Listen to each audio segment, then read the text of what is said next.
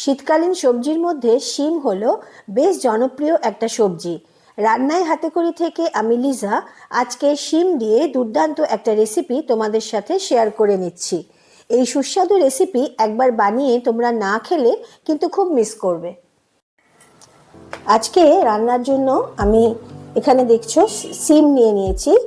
শিমগুলোকে এইভাবে ছাড়িয়ে নিতে হবে, গোটাই থাকবে এরকম, শুধু ওই মুখগুলো একটুখানি ছাড়িয়ে নিতে হবে।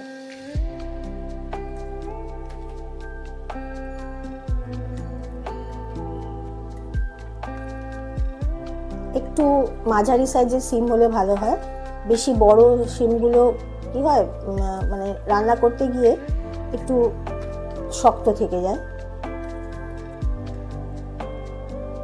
এই রেসিপির কথা আমি বললাম, এই রেসিপির জন্য এটা প্রয়োজন।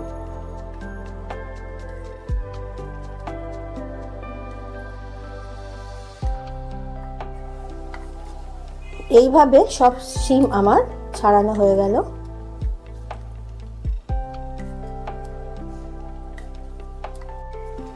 এবার আমি কিছু ধনেপাতা নিয়ে নিয়েছি, ধুয়ে ছাড়িয়ে। এগুলোকে এবার আমি একটু বেটে নেব। সাথে নিয়ে নিয়েছি 4টে রসুন, রসুনের কোয়া নিয়ে নিয়েছি 4টে। আর এই ধনেপাতাগুলো একটু বেটে নেব।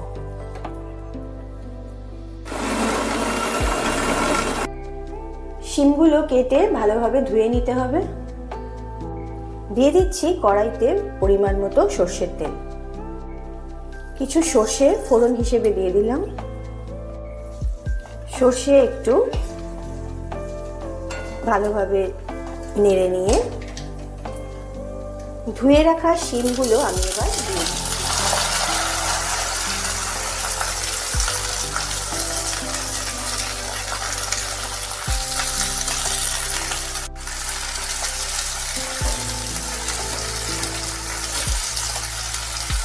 তেলের সাথে ভালোভাবে একটু নাড়িয়ে চাড়িয়ে নিয়ে অল্প একটু লবণ দিয়ে দিলাম।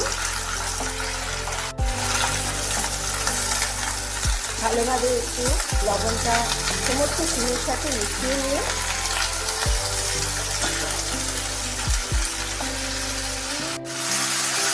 কিছুক্ষণের জন্য চাপা দিয়ে দেবো।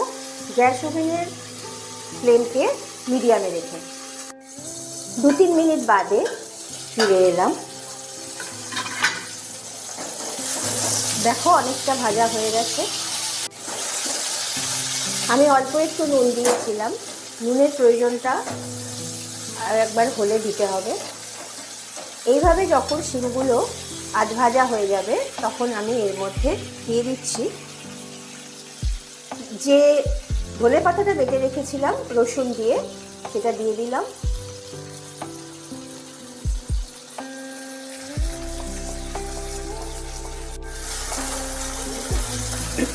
আমি এক্ষেত্রে 4টে রসুনের কোয়া দিয়েছিলাম। যদি তোমাদের কারো বেশি রসুনের প্রয়োজন হয় তাহলে আরও 2-1টা দিতে পারো। এবার এর মধ্যে দিয়ে দিচ্ছি একটু সামান্য পরিমাণ হলুদ গুঁড়ো, আর দিয়ে দিচ্ছি সামান্য পরিমাণ নুন। দিয়ে একটু নাড়িয়ে চাড়িয়ে নিচ্ছি।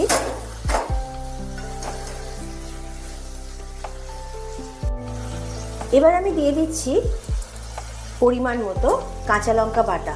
কাঁচা লঙ্কাটা তোমরা যখন ধনেপাতা বাটবে তখনই দিয়ে দিতে পারো, এক্ষেত্রে আমি দিইনি, সেই জন্য পরে কাঁচা লঙ্কা বাটা একটু দিয়ে দিলাম। এই শিমের পরিমাণ অনুযায়ী এখানে কাঁচা লঙ্কা আমার দিতে হবে গোটা হিসেবে 2 কি 3টে। এবার ঝালটা যে যেরকম খাও দিয়ে দেবে। দিয়ে দিচ্ছি অল্প পরিমাণে আখের গুড়।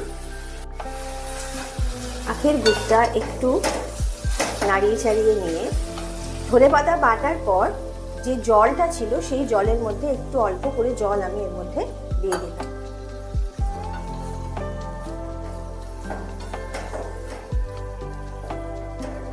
খুব সহজ রান্না এটা, খুব সুস্বাদু হয় খেতে। গরম ভাতে বা রুটির সাথে কিন্তু দারুণ লাগে। তোমরা না খেলে এটা বুঝতে পারবে না যে কতটা ভালো লাগে।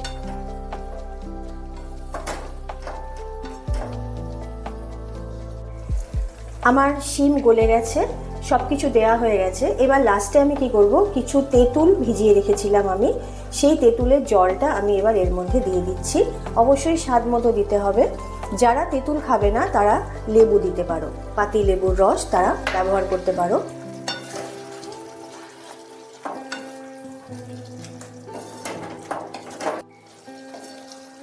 আমার আজকে রেডি হয়ে গেল আজকে রেসিপি শিমের পাতুরি। যেহেতু ধনে পাতাটাই শুধু এর মধ্যে ব্যবহার করা হয়েছে, সেই জন্য এটার নাম দেয়া হলো শিমের পাতুরি। তোমরা অবশ্যই এটা খেয়ে কমেন্ট বক্সে আমাকে জানাবে যে কীরকম লাগলো তোমাদের। আর যারা নতুন বন্ধু আমার চ্যানেলে এসেছো, দেখছো রান্না, তাদের জন্য বলছি তারা অবশ্যই আমাকে সাবস্ক্রাইব করে আমার পাশে থেকো, সাথে লাইক শেয়ার করে দিও।